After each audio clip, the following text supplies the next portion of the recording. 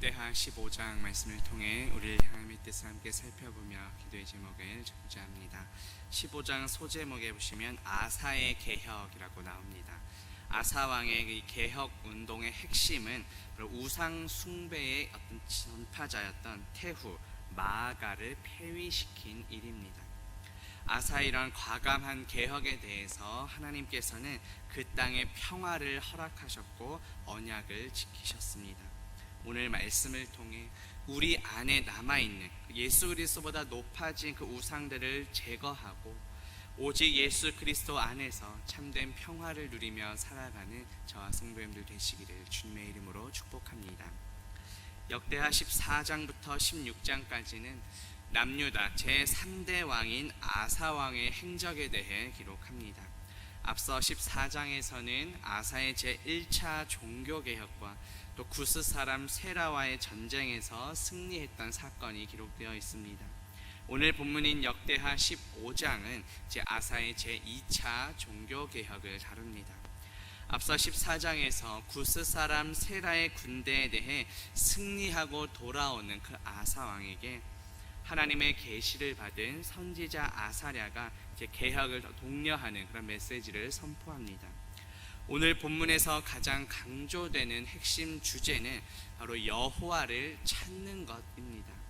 본문 2절에 보시면 너희가 만일 그를 찾으면, 또 4절 말씀해 보시면 여호와께로 돌아가서 찾으매, 또 12절 말씀 보시면 여호와를 찾기로 언약하고, 본문 13절 보시면 여호와를 찾지 아니하는 자는 죽이는 것이 마땅하다. 본문 15절에서는 여호와를 찾았으므로 라고 말씀합니다. 이렇게 무려 5절에 걸쳐서 여호와를 찾는 것과 관련된 내용이 나옵니다. 이것은 아사 왕의 그 삶의 특징이 바로 여호와를 찾는 것이었음을 보여줍니다. 포로 귀환 이후에 여호와를 찾는 신앙, 그 열정이 점점 식어져 갔었는데, 그러한 포로기 후대의 공동체를 보면서 이 역대기를 기록한 저자는 아사 왕의 삶을 어떤 신앙의 표본으로, 모범으로 제시하면서 그 공동체의 회복을 소망하며 촉구했던 것입니다. 오랜 세월 포로 생활을 하고 돌아온 그 유다 백성들은 자신들이 여호와께 버림받은 원인이 여호와를 찾지 않고 우상을 찾았기 때문이라는 것을 알고 있었습니다. 그래서 포로지에서 돌아온 후에 초반에는 무너진 성벽도 세우고 또 성전을 재건하고 제사를 드리며 율법을 교육하는 일에 열심을 냈습니다. 하지만 시간이 점점 흐를수록 그러한 신앙의 열정이 점점 식어져 갔습니다. 그래서 이 역대기 저자는 아사 왕의 이런 모범적인 삶을 제시하면서 당시 백성들, 이 공동체의 신앙을 회복시키기를 원했던 것입니다. 아사 왕처럼 여호와를 찾는 자는 결국 어떻게 됩니까? 본문 7절 보시면 너희 행위에는 상급이 있음이라고 말씀합니다. 또 15절 말씀에 보면 그들의 사방에 평안을 주셨더라고 말씀합니다. 여호와를 찾는 삶을 살아가는 자에게 하나님께서는 반드시 보상을 주시는데, 그것은 바로 상급과 평안입니다. 날마다 여호와를 찾으며 하나님께서 주시는 이러한 상급과 평안을 누리는 저와 성도님들 되시기를 주님의 이름으로 축복합니다. 본문 1절 보시면 하나님의 영이 오뎃의 아들 아사랴에게 임하시매 라고 말씀합니다. 하나님의 영은 곧 성령을 가리킵니다. 선지자 아사랴에게 성령이 임했습니다. 오늘 본문은 성령께서 아사에게 특별한 계시를 전달하기 위해 이 선지자 아사랴에게 임하셨음을 보여줍니다. 구약 성경에서 이 아사랴라는 이름을 가진 사람은 총 23명이나 나옵니다. 그 중에서 이 선지자 아사랴는 오늘 본문에서만 등장합니다. 이 선지자 아사랴는 오뎃의 아들입니다. 오뎃은 회복시키는 자라는 뜻입니다. 그리고 아사랴는 여호와께서 도우셨다라는 뜻입니다. 성령께서 오뎃의 아들 이 아사랴 선지자에게 임하셔서 말씀하셨다는 것은 곧 도우시고 회복시키려는 그런 마음임을 보여줍니다. 우리의 몸도 하나님의 영, 즉 성령이 거하시는 성령의 전입니다. 신약성경 고린도전서 3장 16절에 보면 너희는 너희가 하나님의 성전인 것과 하나님의 성령이 너희 안에 계시는 것을 알지 못하느냐라고 말씀합니다. 우리 안에 남아있는 이런 우상들을 제거하고 우리를 도우시며 회복시키시는 그 성령 안에서 거룩하게 구별된 삶을 살아가는 저와 성도님들 되시기를 주님의 이름으로 축복합니다. 보면 17절 말씀 보시면 산당은 이스라엘 중에서 제하지 아니하였으나 아사의 마음이 일평생 온전하였더라고 말씀합니다. 아사는 제1차 종교개혁 때 이방제단과 더불어서 산당을 없앴습니다. 그리고 오늘 본문에서 2차 종교개혁 때는 자신이 다스리던 그 영토 내에 있던 이방 산당들을 없앴습니다. 그런데 2차 종교개혁 이후에도 여전히 일부 산당들이 남아있었음을 지금 말씀합니다. 여기에 언급된 산당은 이방신을 섬기는 산당과는 구별되는 산당입니다. 당시에는 이방 우상을 섬기는 산당들도 있었으나 여호와를 섬기는 산당도 있었습니다. 아사는 제1차 종교개혁 때부터 이방 산당은, 이방 우상을 섬기는 산당은 아주 철저하게 파괴했습니다. 다만 여호와 하나님을 섬기는 산당은 파괴하지 않았습니다. 이것은 제2차 종교개혁 때도 마찬가지였습니다. 하지만 이것은 언뜻 보면 신앙적인 행위처럼 보일지도 모르겠지만 결코 그렇지 않습니다. 왜냐하면 하나님께서는 성전이 세워지기 전까지는 여호와를 섬기는 산당은 허용하셨지만 이제 성전이 세워진 이후부터는 산당을 더 이상 허용하지 않으셨기 때문입니다. 결국 이 아사가 남겨놓은 산당들은 이후에 우상 숭배의 진원지가 됩니다. 이것을 통해 우리의 모습을 돌아보기 원합니다.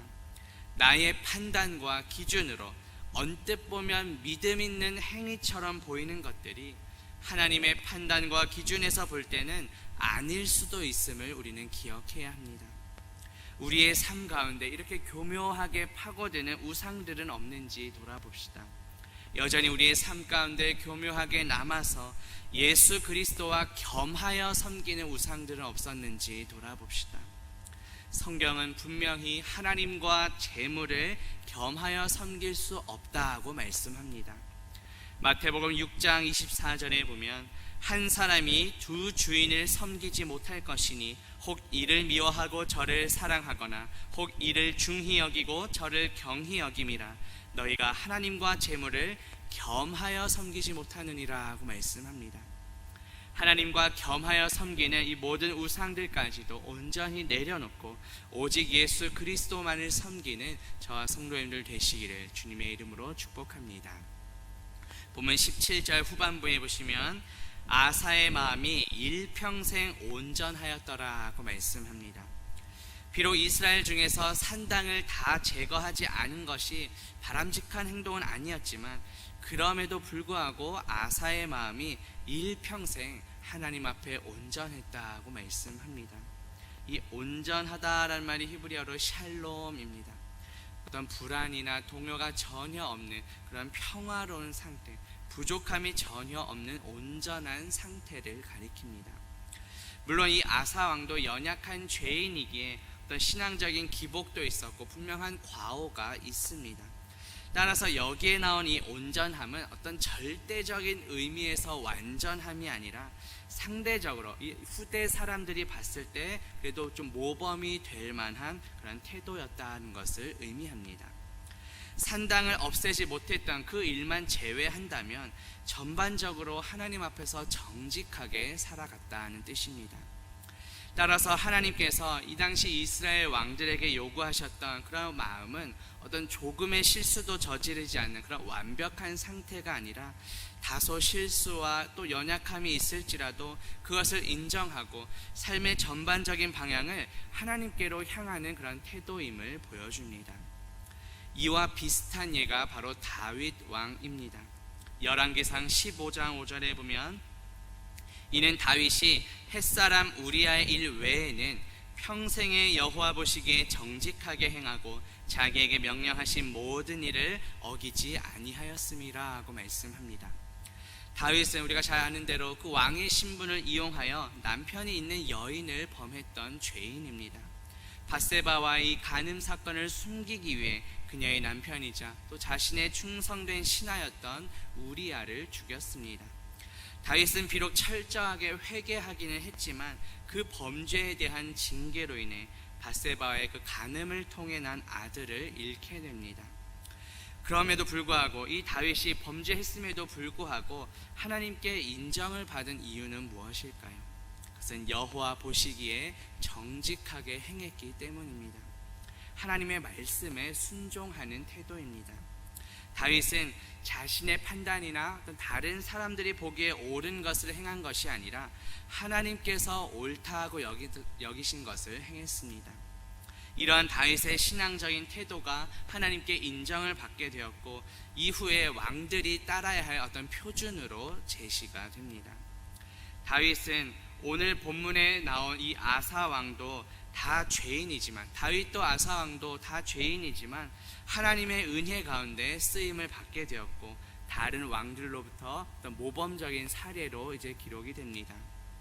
하지만 만왕의 왕이신 예수 그리스도께서는 어떠한 흠도 죄도 없으신 완전한 의인이십니다. 예수 그리스도야말로 우리가 따라야 할 참 표준이요 진정한 모범이 되십니다. 십자가에서 죽으심으로 하나님과 원수된 우리를 하나님과 화목하게 하신 진정한 샬롬이십니다. 사망 권세 이기시고 부활하셔서 아무런 자격 없는 우리에게 영원한 생명을 허락하셨습니다. 주님의 자녀로 삼으시고 우리를 주님의 거룩한 신부로 삼아 주셨습니다. 여전히 우리 안에 남아있는 산당들, 교묘하게 파고든 그런 삶의 우상들을 다 제거하고 예수 그리스도만을 우리 삶의 유일한 왕으로 모시며 살아가는 저와 성도님들 되시기를 주님의 이름으로 축복합니다. 기도합니다. 하나님 아버지, 오늘 말씀을 통해 참된 개혁은 날마다 예수 그리스도를 찾으며 예수 그리스도가 높아지고 겸하여 섬기는 우상들을 제거하는 것임을 깨닫게 하시니 감사합니다. 우리의 힘만으로는 불가능하지만 우리 안에 계신 성령님을 의지하며 날마다 예수 그리스도께로 나아가게 하옵소서. 우리 안에 여전히 남아있는 산당들, 교묘하게 파고든 우상들을 제거하고 오직 예수 그리스도만을 유일한 왕으로 모시며 살아가는 우리 모두가 되게 하옵소서. 예수 그리스도의 이름으로 기도합니다. 아멘.